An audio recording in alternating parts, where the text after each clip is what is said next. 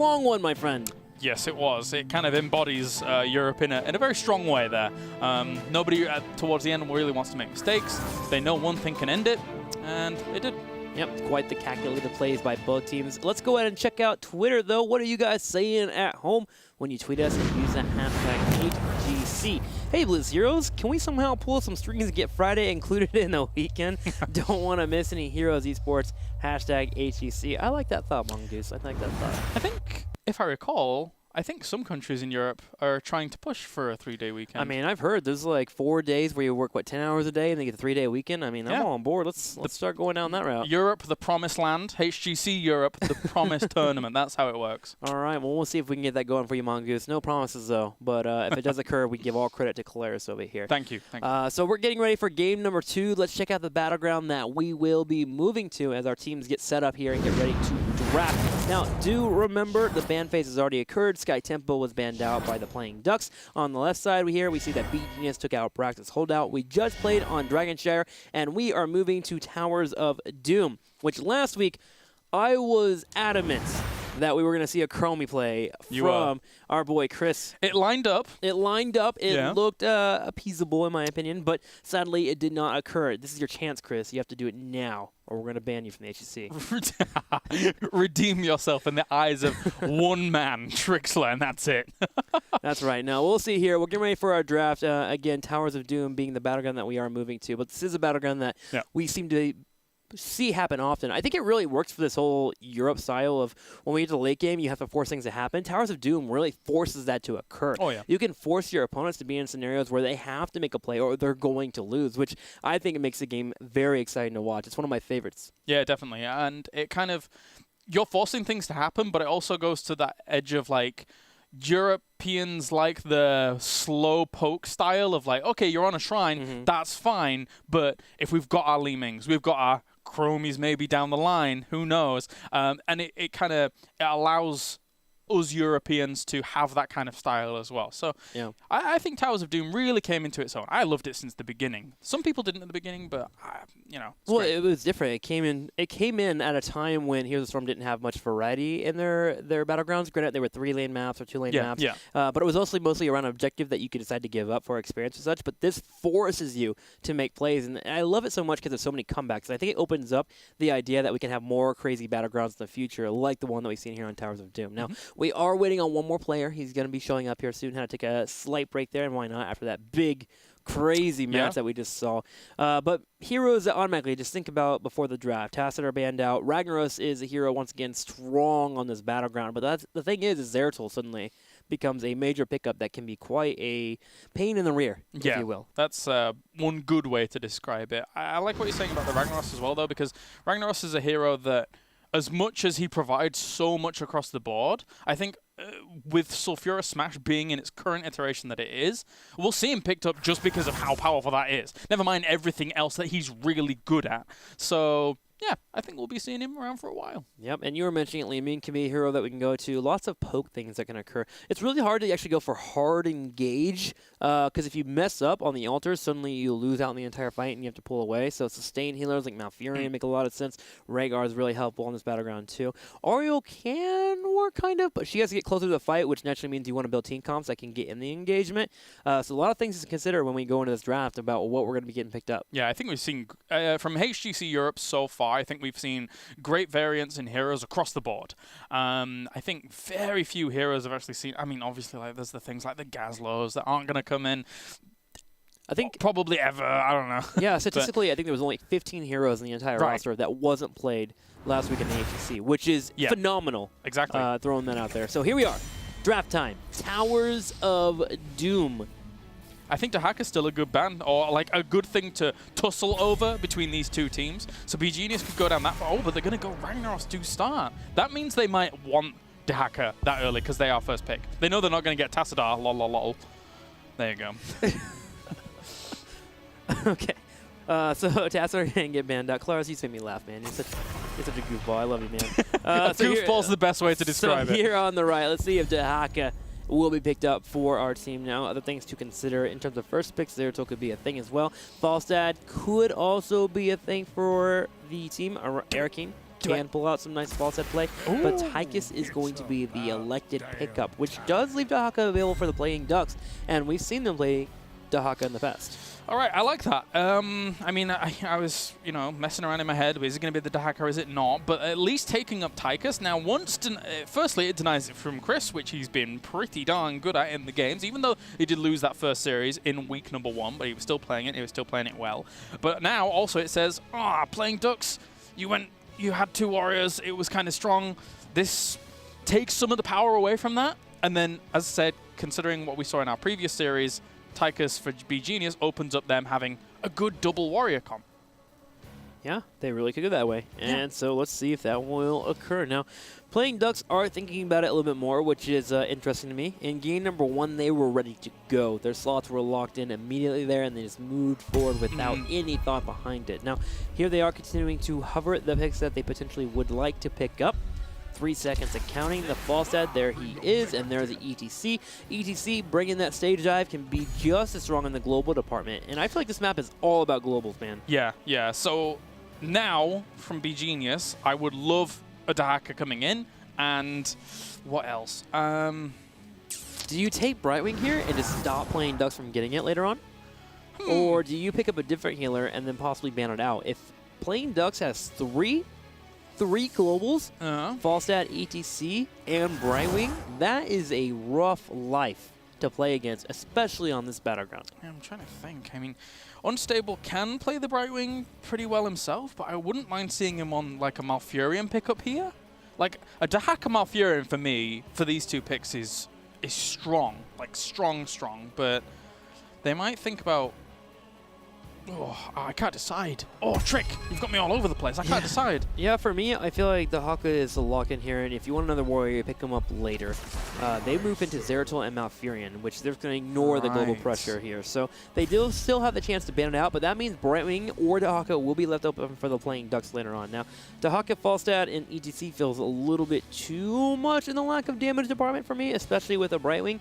But those options are available, and Playing Ducks can decide here to ban out a hero that they feel that beGenius runs relatively well, and then beGenius may ban out one more of the globals, and they're set up from there. All right, then. Well, is the only ban a Jaina? If they want to just go solo warrior on the other side? Jaina and Diablo would be the 2 that you would be thinking about here for the combinations here. Which do you prefer not to play against?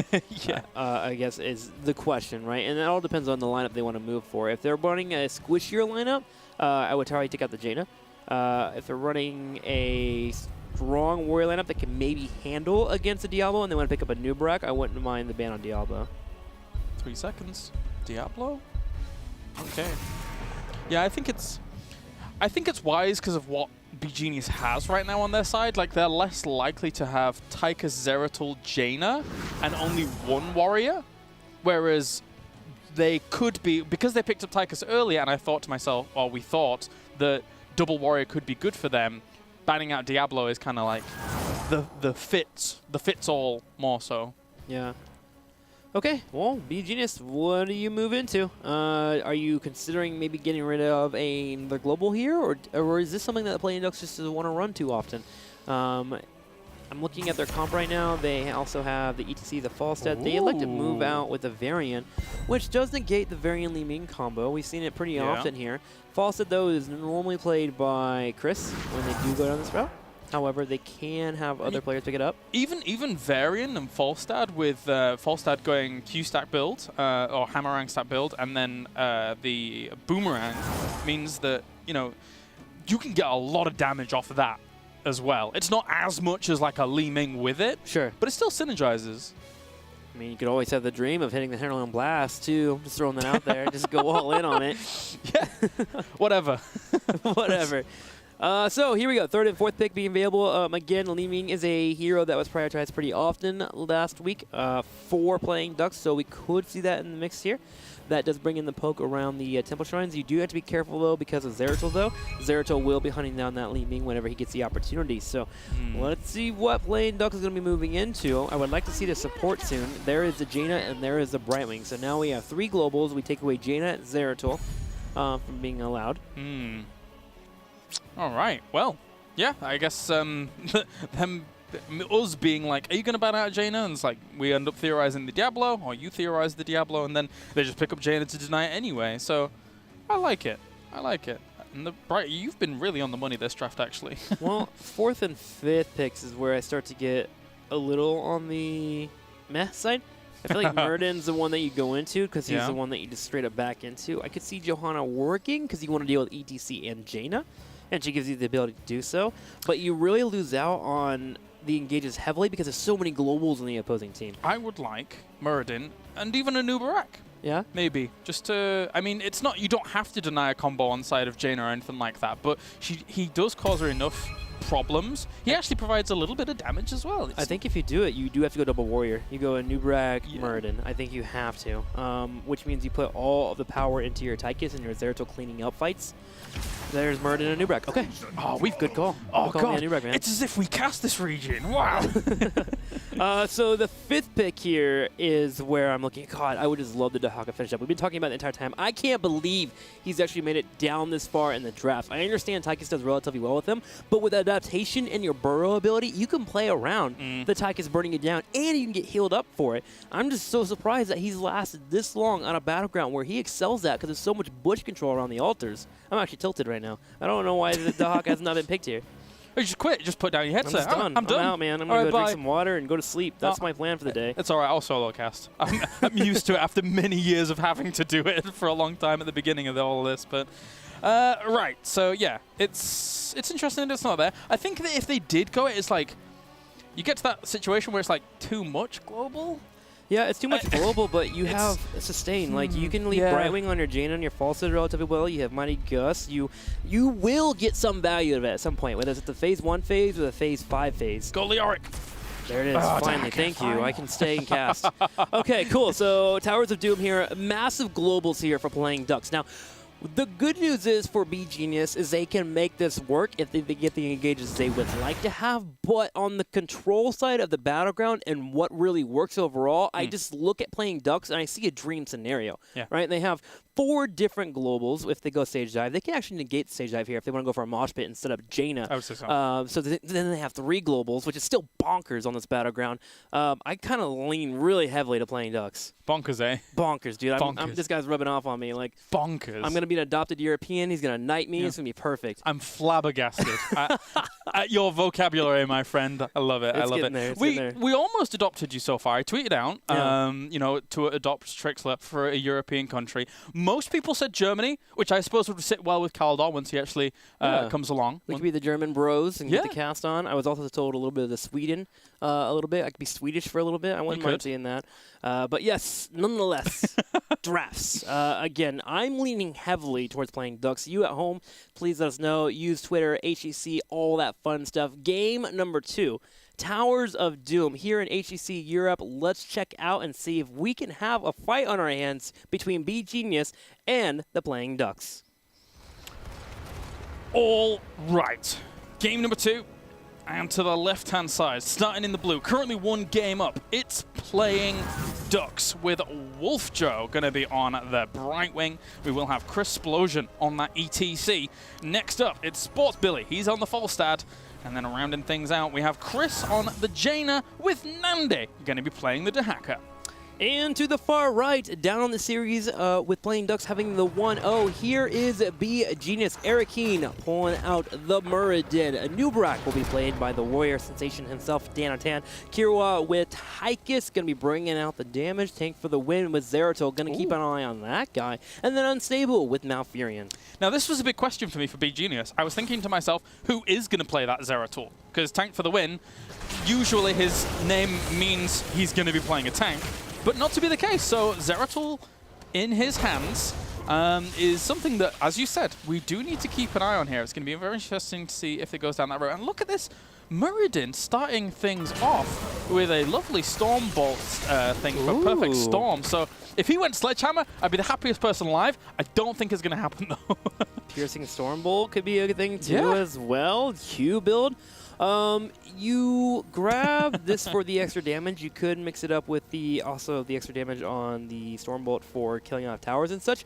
But the real main appeal of this, if you go double Storm Bolt, is that you can hit the ETC or the Dahaka and most likely hit the backline, especially after Brightwing goes in for a blink heal. You can set yourself up for a double stun. Now, if he is that coordinated and he nails that, he's the best Murden of today, in my opinion. If he is able to catch a blink heal with a double Storm Bolt, oh my golly, Arakeen would definitely get a thumbs up from me. You see, this is kind of what I thought Arakeen would end up being on the Zeratul, but he's on the Muradin. Maybe he doesn't feel as confident going into some of these situations on that Zeratul, because you have to be absolutely a playmaker here on the Zeratul. We saw it on Zalia in our previous series, and oh boy, did it work wonders. You have to be pinpoint with Zeratul. And to be honest, not to give him too much harshness, but his play's been a little bit off for the last week and even today in terms of just reading the Battlegrounds. And so maybe he wasn't quite feeling the Zeratul until they gave it to Tank for the win. Crystplosion does go for the treat. The Stormbolt does connect, but with the help of Chris and Wolf Joe, they are good to go. And we have the 3-phase Ultra spawn here. So let's see how our teams will handle said scenario. All right, so looks like beGenius committing a lot towards the top position, whereas playing Ducks a lot towards the bottom. So slight delay coming out from Tackle on Spot Billy. One Alter goes their way, and top Alter likewise trade for trade. So playing Ducks coming out with a little bit of an advantage, but the one thing that they did miss was the fact that because they committed so many towards this bottom Alter, they lacked behind a slight bit in the experience as beGenius prioritized that. So they're pushing themselves a little further forwards. They'll actually be able to soak the experience in the top lane, but hang on here, they invade from beGenius, and this is where they actually excel. If they get engages before the globals do kick in on a fight, they will take things away. You have the globals because you need to have instant rotations, as they should have called that out, and Crystplosion could have made a little bit there, but Sports Billy in trouble as well, and Kira follows up with the auto attack, and we now have a dead ETC into a dead Falstad. Nande does rotate it out as well, but I'm not sure he can do too much here. Donatan, though, does come in with the Impale, and now we have a Dahaka taking down. Oh my, Donatan, what are you doing, man? Is he going to be able to escape? No. Okay, he got a little too hypey. He found his E button on the keyboard and decided to poke it, but let's hold on to that. Let's be careful. Let's not dive forward to that level 5, my friend. That was, yeah, that was odd. Never mind. He's a brave soul. Moving swiftly on. Tank for the win. Gonna head up to the top and have a look and see if he can do the same thing to Spot Billy, but Spot Billy knows that he doesn't want to push this too hard, doesn't want to push it too far. Because he knows that there's always the potential if he doesn't kill things, then the wave will kill off other stuff, and then beGenius would miss some experience. But obviously Zeratul's still soaking in the shadows. Because he's stealthy. I get it. Yes, yeah. That's what he does. That's well done. Well done. Ultra spawn in the next 30 seconds. We'll be having one in the bottom and one in the mid lane for us. Nande pushing that top lane. Tank for the win will clear it out, but the global should be available for our teams. Now, typically you're going to have your tank sit down in the bottom lane and start maybe getting ready for the channel. And then once they both spawn, you'll have your tank rotate to wherever you think the opposing team is, and you'll leave one of your globals there to channel, most likely Brightwing or potentially Falstad. Brightwing looks like the choice for our team here, and we'll see how this all shapes out, as right now our top lane Dahaka is trying to get level 7. Unstable with that reach at level 4. We'll be easily able to hit Mr. Wolfjoy. Would have got him anyway regardless. And that channel goes over to beGenius. A little bit ahead in terms of experience, going in towards the backline here, looking to get on towards Chris, blocking out some movement there from Crystplosion as well. And Jaina will get away. Nande, wow, you're in the thick of things, but thankfully Dark Swarm's good enough to be able to walk through everybody. Able to brush up down there. Now Jaina is going to have to be careful because Brightwing doesn't have the real healing here to get her topped off on health. So Crystplosion and Nande will have to play carefully around this front line.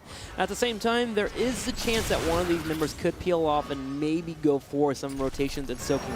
But Brushsucker and Fly and Brightwing's heal is all down at the moment. So we'll see how this all shakes out for our teams. Crystplosion is the one that has to be absolutely on point with these engages. All right, so trying to go in there as Arakeen, looking for a Stormbolt on towards Spot Billy. Didn't quite get it though. Tank for the win is in really towards the back line and trying to hit off just a few hits left and right. Very sustained fight on either side. And one thing to note is that the Jaina versus Zeratul battle that we've seen a lot in the past in 2016 is kind of coming to fruition again. The fact that we do have, I think it's Ice Armor, or Frost Armor even, sorry, at level 4, just gives Chris a little bit more sustainability against Zeratul looking to assassinate at the back. Cresplosion taking a lot of damage here, though, and there's the Stormbolt. And remember, that Stormbolt is getting more and more damage every time it connects there. Chunks away Cresplosion, but there is the hammering from Sport's ability to secure the kill. And now a 5v4 available for our teams. Cresplosion could show up with a power slide and maybe get an isolation here on Tychus or Zeratul. Great patience, really good patience by playing Dux there to finally find that opportunity. Unfortunately, on towards Arakeen as Sport Billy. That being said, they've overextended a little bit. I guess they just wanted to zone out so they could get themselves the shots. Does cost them 1 life, but at least they're 4 shots ahead. And I feel that they've slowly brought back the experience a little bit since beGenius got it on that first altar phase. Now they should spread out their globals and try and get themselves a little further. Yeah, I think I agree with you. Normally, when you look at a global comp versus a comp that beGenius has, the major advantage is that you're able to soak a little bit more than your opponents and then show up at a fight at any point. But so far, beGenius has done a good job of getting those early picks that we saw, which gives them a nice experience lead, and they were able to also soak their experience great before that 2 altar phase. So you see them slightly in the lead here, especially with the pickoffs they got on that fall stand. I do think Sport Billy is playing a little bit too aggressive down in the bottom left. You normally don't want to walk into chokes against an Anubrak. That Impale, man, is really something that can just set up fights so well. Yeah, and that's what that kill came from, that Impale hitting 3 members. Yep, very true. And now, just kind of having to hold on against level 10 that we have available here for beGenius. They're looking for routes on towards Cresplosion. They don't quite catch him, though. Tank for the win goes back into the fight. Here comes Falstad as well. It's going to be a Twilight Dream on towards some of them. And will they actually get... Oh my god, they got unstable. That was a 9 versus 10 fight. They only just got 10 off of that. The coordination was perfect there. You had Nande come in, bring the tongue on Malfurion. He got isolated. Sports Billy landing the hammering and the auto attack. And with the help of the ETC, you just got the kill off. So nice job by them. A 9 to 10, but great isolation and discovering a target that was slightly out of position against the Globals. Yeah, and oftentimes on fall stats, you do see that Q stacking talent at level 1, but Season Marksman comes in a lot for European teams when they feel that they can just constantly barrage the front line with auto attacks. So Muradin, Anubrak, who is clearly going in deep, are 2 targets that you can really get a lot of value off on it. So that's why, you know, in Europe you do see that from time to time. Yep, the skill's still waiting in the late game too. 13-16 you start powering up, and then you have the attack speed from your ATC. Yep. You can heavily deal with that Anubrak that will be coming your route. Void Prison occurs in the bottom left as Tank for the win was in trouble to get picked off. So instead of taking a hit to his health bar, he uses Void Prison, but that's a hit to the heroic pool available for beGenius on this one single ultra spawn. All right, Nande has adaptation as well here. So, whoa, Zeratul going in very quickly, and then on towards Wolfjo. Doesn't quite pop him though. That was a great gust coming out from Sport Billy to be able to save Wolfjo in that dire situation. Ring of Frost comes out, doesn't hit anything more, was just for zoning than anything. They want to get away from this fight as quickly as possible. The front line too strong here. 4 playing Ducks to hold on to. Danatan and Arakeen chases down the engagement here, and Dahaka is going to be taken out. Mighty Gust was wonderful, but the Ring of Frost miss means that beGenius can move in without worrying about any strong CC from hitting them. Nice play by them. Great heads up aggression from beGenius, and we are tied 28 to 28. Yeah, we are. That feeling when you're a Dahaka and you just wish you were level 16. I was like, I just want to be able to move during this burrow, but no, not to be the case. A little bit too early for that. Sorry. And now, beGenius, they have a little bit of momentum on their side. They'll grab themselves this camp. Because everyone's at the top, they're not going to properly escort it, so they're going to look to focus a lot of their attention on top lane. If they escort that camp there, then maybe they can get something done with it. Well, beGenius taking control of the Battleground, which is, again, so surprising to see. But it's one of the things that you can do when you are evenly tied against a global comp. Is you just go for the mercenary camps and you force the globals to use their globals. They have to move over, start soaking, and you just keep moving as a unit. And they're doing that. beGenius has normally at this point had the 4 of their teammates together, and Muradin is the only one that's kind of isolating himself and moving down to grab waves because he can. He can get away from the fight. He's pretty much unkillable. He has the avatar state. There's no Tychus in the opposing team. He's a real threat that can do whatever he would like. And now looking at the situation, they didn't even have to escort that top camp to the towers. They got that popped 13 for them. Their rotation towards mid was looking for an opportunity to exploit the 13 that they knew they were going to get. So it was a nice little move. Didn't, find anything, but it's those little setups that you try and make to find victory and push yourself a little bit further that really matter. Well, Dahaka will stay in the bottom left. There will be Brush Ducker available for him, so he can move in the fight whenever it occurs. I think at this point, playing Ducks needs to just set up to grab maybe one of these here. Ooh, the Howling Blast into the power slide on Murden. He will pop away, and Wolf Joe will get there. So nice Mighty Gust from Falstad, and they'll get a couple of the shots, but beGenius does take the lead. Yeah, Sport Billy has actually been pretty good on this Falstad, I gotta say. He's a guy that has gone through turbulent times in his European career. When he joined Team Liquid, unfortunately for the roster, they didn't quite find the success that they wanted. So it's nice to see that through unforeseen circumstances, having to unfortunately drop Rayboss because of health issues, that he's found a home, and he's making good on that home. He's doing well on this Falstad. Yeah, this is your chance to show yourself, man. Really just get into the game and practice well. Arakeen does jump over the wall here with the Dwarf Toss, aiming for a pick on Nande, but Nande with his cat-like reflexes will be able to escape away from the area. And they should be able to grab this bell tower back, and they do. Yeah, they cleaned that up nice and quick. They did. Which is absolutely what you have to do, because some of the, let's call them the big three. The big three of Europe, they'll set themselves up on a perimeter of that and then hold you in position for a long, long time, regardless of what globals you actually have there. But now, it's pushing through the middle here, and he's just going to explode straight away on that. Here comes Sport Billy. Mighty Gust. He gets both the tanks, though. Both do have escapes with the power slide into the knockback. The mosh pit comes out, but it's going to be interrupted. There goes the cleanse as well. Void Prison in the back right, though, as Falstad is going to get isolated, and there goes the pickup. Yeah, and that's unfortunately for Sport Billy, who was talking him up, and then that happens. Again, cast the curse, that's how it works. But I can understand the plan. You understand the plan, you want to gust them in. It didn't quite go as far as they wanted. Playing Ducks on the left-hand side didn't quite exploit the positioning as they wanted.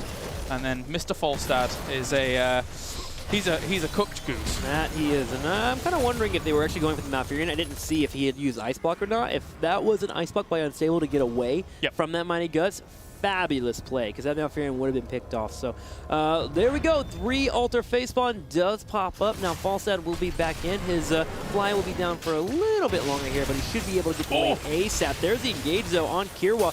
Low on HP. Can he escape? There goes the Ice Lance from Chris here to help up with the fall on Arakeen, and that will be a grab in the bottom left. Now Falstad does move to the area in the top left to grab the altar. Can they grab this? Here comes the Brightwing, but Dahaka shows up here. The tongue will miss, but Tank for the win has used his mobility to go for the engage and did not see Akira a kill. Dantan low on HP, but here's Unstable to show up. Great rotation from beGenius. Can they prevent the kill? No. On the backside, Chris gets the engage. Malfurion does break to use the Ice Block there. And somehow, some way, the Playing Ducks using these globals to their advantage are able to fight back and get isolation. Oh my god, that fight was so cool. Not only the globals all coming in, but then everybody from beGenius eventually walking around.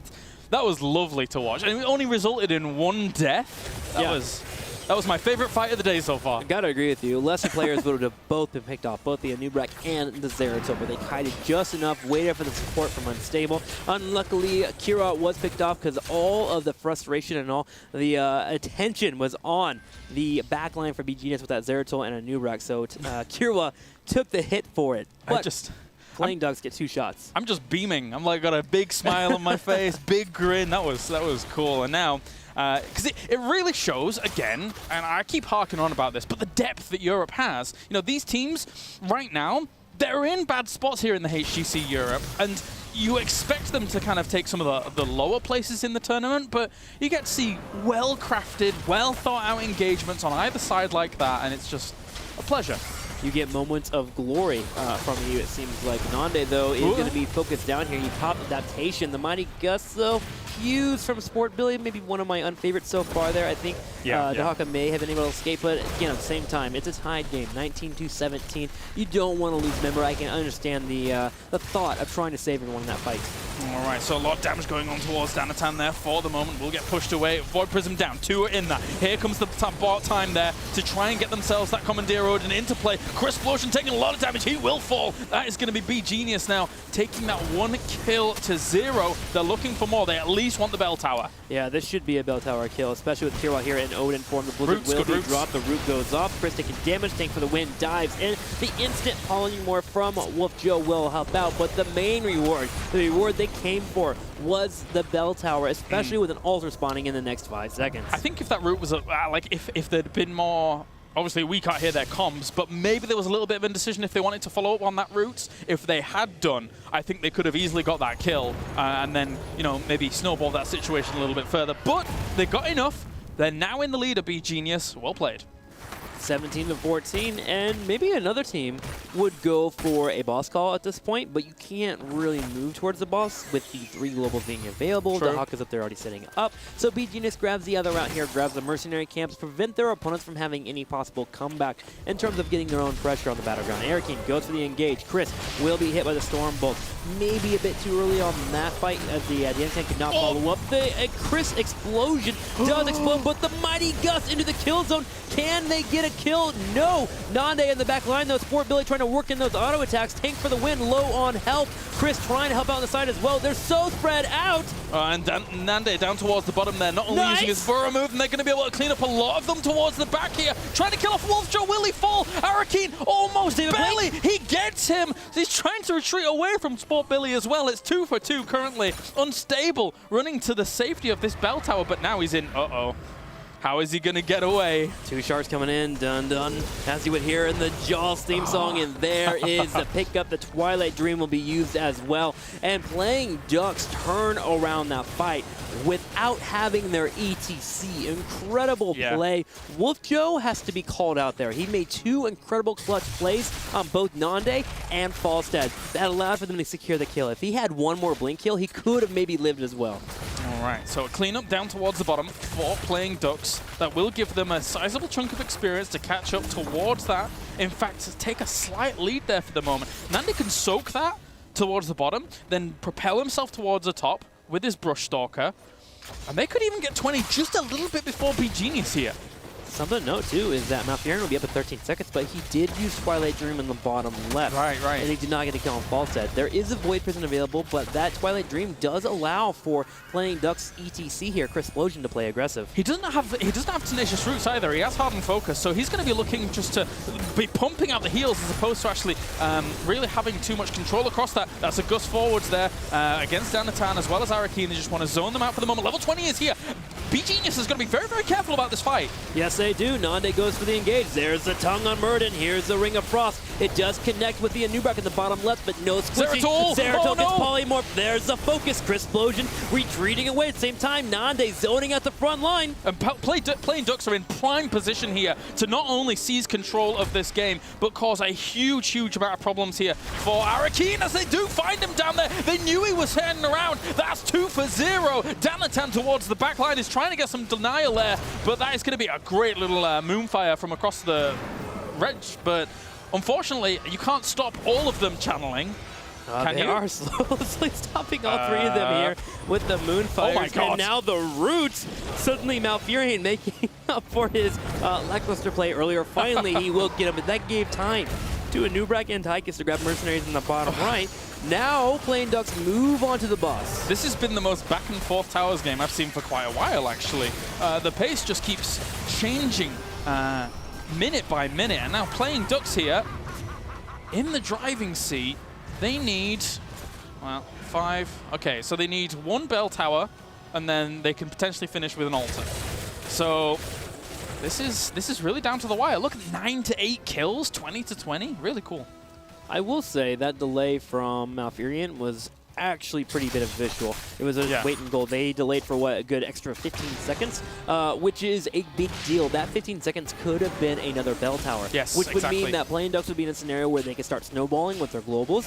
But because of that delay, be just now at a point where they're effectively on even footing in terms of map control. good pushback there from Crystplosion, making sure that they can't steal that. I mean, even this alone, you're right on the money. Any seconds you can buy in Heroes of the Storm is so important. And now, down towards the bottom, they have to focus their attention here. Otherwise, these 3 sappers could quite easily cause crippling damage towards the bottom. But Dahaka towards the top might not get responded to quickly enough here for those sappers to do some damage up there. Yeah, this is where Dahaka starts to excel in the late game when he has this ability to rush talk all over the place. So he'll be able to start pushing in the top lane and start getting that bell tower. Now, he didn't get the level 20 rush talk. What's up? This shrine popping down towards the bottom is actually terrible here for beGenius, because now they have to stay down here because they know that that's going to be a big point, and they're going to fight off this. And Sport Billy manages to get away. Oh no. My God! Zeratul gets exploded under the pressure while down here, and it was a 4v5 situation. Nande now joins the fray here with Arkin. He's Danatan on the left-hand side is trying to kill him off, but no, 2 go down. This is a disaster for beGenius. Wolf Joe with the important polymorph, and then Sport Billy with the mighty Gusto for the ages there, allowing for them to take out 2 members. Kirwa trying his best to poke on the side. At the same time, there is an engagement down here in the bottom right. Glarus. This is perfect. Look, they're not separating someone off to channel that because they know that if they can do big damage here and get a bell tower, this altar finishes the game. So they're not going to separate off just yet. They want a structure and they want to finish it here and now. This is what I need from Europe. I need more going for the throat plays. And this is definitely going for the throat here. Damage on Eriki. Now, they do have to be careful. Within about 6 seconds, they're in a radius here where we could be having a Zeratul back in the fight, so they should just go ahead and start moving towards the altar. They're focusing down the bell tower. Here it is, finally killed off. 5 shots can go to the playing Ducks here. They need to make a play now. Mighty Gus up is in 5 seconds. Here goes Murden diving in. Crystplosion on the right. Can Erikeen save it? Yeah, cycling Chris into channel that just in case. There's going to be the Gus on towards it. Chris gets in. Oh, brilliant stuff. Playing Ducks will take the game. What a play coming out. As that cycling, to have Chris doing that, take the false start off it. Use his space control to the best of your ability. Great little 2-0 start there for playing Ducks. Great 2-0 for them. And Sport Billy is making a name for himself here in the HGC. 2 weeks ago, this team didn't know they would be playing with Sport Billy, and man, he is making me smile. He is playing so well. That Falstad, suddenly you have to start thinking, do we take away Falstad here from playing Ducks? Because that was outstanding. Yeah. Please give us a duck skin Blizzard because Sport Billy needs it. Not only that, but Quacknix. Yes, exactly, right? It's perfect. It's perfect. It's perfect. Europe changing up the skin game. But yes, that was game number 2. We'll be going into game 3 very, very soon here. But you got to give huge kudos here to beGenius. They were holding on for a while. Exactly. I mean, we could take a look at that last 30 seconds there from that game. And as you said, they actually delayed. Oh, we're even there for the moment. But this delay that we saw there from beGenius was so crucial and good from them. Obviously, you know, we were looking at the side of playing Ducks. How do they win the game right now? But beGenius bought so much time that all of this was even quite chaotic. Arakin coming in here to try and delay it. But this switch off from Sport Billy, as Tychus comes around the left-hand side, he could have got the delay if it weren't for that gust. I wouldn't have done that. I would have missed it. And next thing you know, Tychus kills my Jaina and we lose the game, and I'm getting blamed the entire time. Crazy Mighty Gus play there. Heads-up play, realizing the Tychus is coming his way. The Stormbolt was actually used on Sport Billy because Erikeen had to get into there. He was forcing his way to get into the fight, and he just thought his Tychus had the backup, and they could have delayed for a little bit longer. Next thing you know, Zeratul's there, and this is suddenly a moment where we're not having this discussion. So great heads-up play by the playing Ducks, and I'm glad to see them going for the win. Too often lately in Europe, we've been seeing a lot of these fights back and forth, but obviously here, the playing Ducks is learning how to play aggressive. They're growing as a team, and a play call like that just makes me incredibly happy. They're spreading their wings. Oh. I have to. So we'll be getting ready for game number 3 soon here. Again, continue to let us know on Twitter what you think of that game. You had to have enjoyed it. Let us know at Heroes Esports. Use the hashtag HGC, and we'll make sure to show it later on in the broadcast. So that's going to be it for game number 2. We're going to get ready for game number 3 after a quick commercial break. Thanks for watching. This is the HGC.